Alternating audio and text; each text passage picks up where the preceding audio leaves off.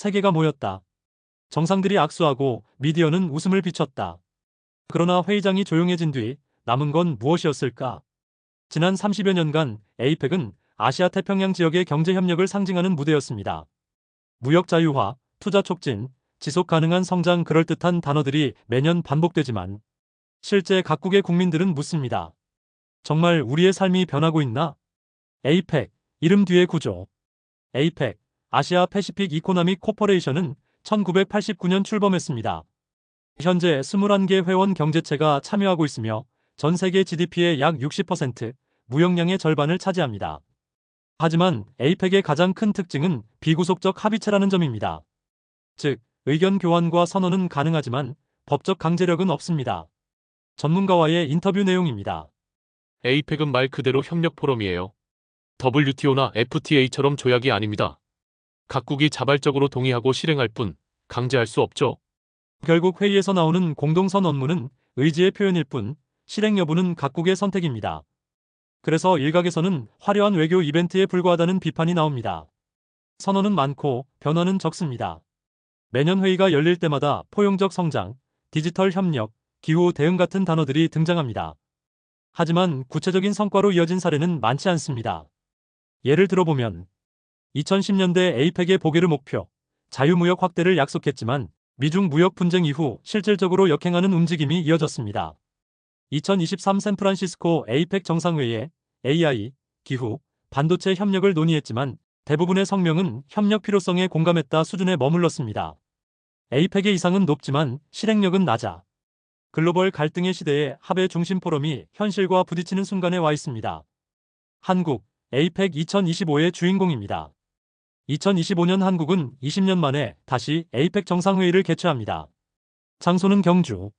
주제는 빌딩 어 시스테이어블 투모로, 커넥트, 이노베이트, 프로스퍼. 한국은 이번 회의를 통해 디지털 전환, 인공지능 협력, 기후 대응 등을 주도 의제로 내세웠습니다. 외교부 관계자와의 인터뷰 내용입니다. 한국은 에이펙 회원국 중 기술력과 인프라가 강한 나라입니다.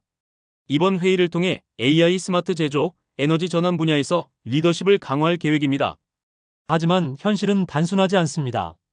경제성 둔화, 미중 패권 경쟁, 보호무역 강화 등으로 인해 회원국 간 이해관계는 여전히 엇갈립니다.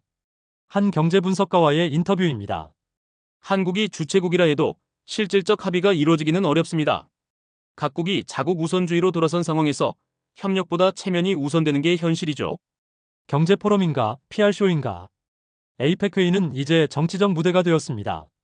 정상들의 만남, 사진 촬영, 환영 만찬이 뉴스 헤드라인을 장식하지만 실질적 정책 협의는 비공개 회의 안에 머뭅니다.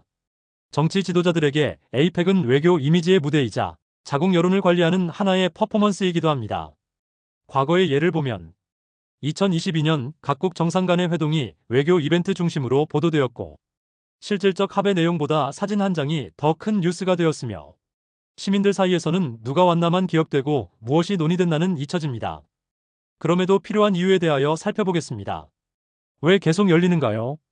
에이펙의 본질은 강제력 없는 대화의 장이지만 그 대화의 장이 사라지면 아태 지역은 불안정해질 수 있습니다. 경제 위기, 공급망 단절, 군사적 긴장 속에서 대화 자체가 가치가 되기 때문입니다. 전문가는 이렇게 말합니다. 에이펙은 완벽한 협의체는 아닙니다. 하지만 서로의 입장을 확인하고 작은 공감대를 쌓는 것이 장기적으로는 큰 역할을 합니다. 경제포럼인가, PR쇼인가? 그 답은 어쩌면 둘 다일지 모릅니다. 보여주기식 외교의 무대이면서 동시에 갈등을 막는 완충지대. 중요한 건 다음 회의에서 우리가 무엇을 보여줄 것인가가 아닙니다. 무엇을 바꿀 것인가입니다.